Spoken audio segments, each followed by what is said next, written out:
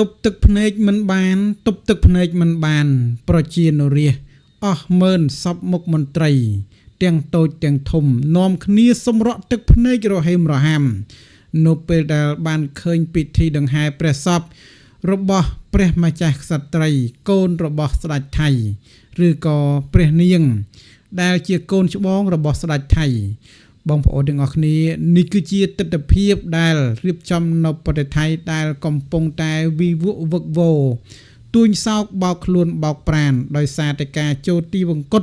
របស់បុត្រីរបស់ស្ដេចថៃដែលសោយទីវង្គតកាលពីថ្ងៃទី11ខែមិថុនាឆ្នាំ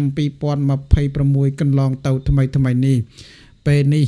គឺនិមឺនសពមុខមន្ត្រីក៏ដូចជាប្រជានរាស្ត្រជាច្រើនបាននឹងកំពុងត្រហោយំស្រែកសោកស្ដាយពន់ពេកនៅពេលដែលបាត់ព្រះនាងយ៉ាងណាយោងតាមការចុះផ្សាយរបស់កាសែត Amren TV បានឲ្យដឹងថាទប់ទឹកភ្នែកមិនបានប្រជានរាស្ត្រថៃម្នាក់អង្គុយមើលការផ្សាយផ្ទាល់ក្បួនដង្ហែព្រះសពតាមកញ្ចក់ទូរទស្សន៍ទាំងក្តីអាឡោះអាល័យពីស្រុកកំណើតក្រុងបាងកកយោងតាមការចុះផ្សាយរបស់ភ្នាក់ងារសារព័ត៌មាន Amren TV បានឲ្យដឹងថាបានបង្ហាញអំពីភាពក្តុកក្តួលនិងសោកសៅសង្រេងជាពន់ពេករបស់ប្រជានរាស្ត្រថៃដែលមិនអាចទប់ទឹកភ្នែកបានគណៈពេលដែលកំពុងតែអង្គុយតាមដានយ៉ាងយកចិត្តទុកដាក់បំផុតក្នុងការទស្សនាតាមកញ្ចក់ទូរទស្សន៍ដើម្បីទស្សនាការផ្សាយផ្ទាល់ក្នុងពិធីដង្ហែសពជាផ្លូវការរបស់ព្រះអង្គម្ចាស់ក្សត្រីផតកេតិផាយាទោះបីជាស្ត្រីរូបនេះមិនបានធ្វើដំណើរចូលក្នុងព្រឹត្តិពិធីដង្ហែផ្ទាល់ក៏ដោយនៅក្នុងទីក្រុងបាងកកប្រជាពលរដ្ឋជាច្រើនបាននាំគ្នាបង្ហាញពីក្តីភាពភក្តីភាពនិងសេចក្តីគោរពស្រឡាញ់យ៉ាងជ្រាលជ្រៅបំផុតចេញពីផ្ទះរបស់ពួកគេពីស្រុកកំណើតថ្មីត្បិតពួកគេមិនបានមកផ្ទាល់ក៏ដោយពួកគេបានអង្គុយមើលទស្សនវិជ្ជាហែក្បួនដែលកំពុងធ្វើដំណើរឆ្លងកាត់តាមមហាវិថីព្រមទាំងលួងមនុស្សហ្វូងមនុស្សជាច្រើនដែលកំពុងតែលុតជង្គង់សំពះលាទាំងអាឡោះអាល័យទឹកភ្នែកហូរស្រក់ស្រោចលើធរណីការសម្ដែងនូវសេចក្តីទុក្ខសោកដ៏ធំធេងតាមរយៈកញ្ចក់ទូរទស្សន៍ពីចម្ងាយផងដែររឿងរ៉ាវទាំងនេះឆ្លុះបញ្ចាំងឲ្យឃើញឲ្យច្បាស់អំពីមនោសញ្ចេតនានិងសេចក្តីដឹងគុណយ៉ាងជ្រាលជ្រៅបំផុតរបស់ប្រជានរាស្ត្រគ្រប់ទិសទីចំពោះព្រះចហរតីមេត្តាករុណារបស់ព្រះម្ចាស់ក្សត្រីដែលបានលះបង់ដើម្បីឧត្តមប្រយោជន៍របស់ប្រជាជននិងប្រទេសជាតិកន្លងមកនេះគឺជាទស្សនវិជ្ជាមួយដែលអង្រួនចិត្តបង្ហាញអំពីការរួមចិត្តថ្លើមក្នុងការចូលរួមជូននៅព្រឹត្តិដំណើរថ្វាយដល់ព្រះនាងជាលើកចុងក្រោយផងដែរការធ្វើដំណើរជាលើកចុងក្រោយគឺអ៊ូអរពេញទាំងប្រទេសថៃព្រះមហាក្សត្រថៃនិងព្រះមហេសីស្ដេចយាងប្រពៃពិធី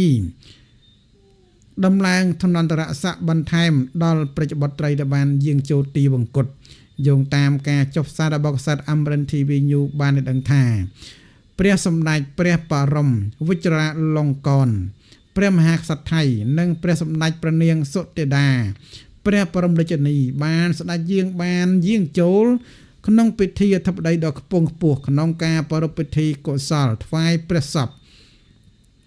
សម្ដេចព្រះចៅលោកធើហ្វាគិតិផាយាឬក៏ដែលជាប្រជានរាស្ត្រគោរពស្រឡាញ់យ៉ាងក្រៃពេកព្រះនាង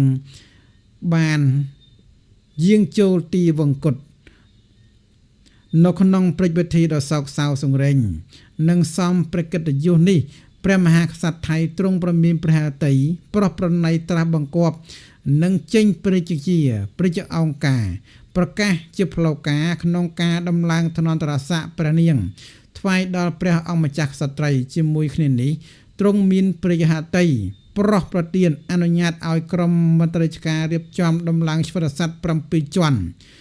ដើម្បីបាំងគ្របការពារពីលើព្រះកោដ្ឋមាសដំកល់ព្រះសពគ្រប់គ្រងប្រគល់គ្រឿងឥស្សរិយយសស្វត្ថឆ័ត្រ7ជាន់នេះធ្វើឡើងស្របពេលទៅតាមបុរាណប្រពៃណីរបស់ស្ដេចថៃឬក៏រាជវង្សានុវង្សដើម្បីជាការរលឹកដំកើងកម្ពស់ដ៏ធំធេងកិត្តិយសនិងការរៀបចំ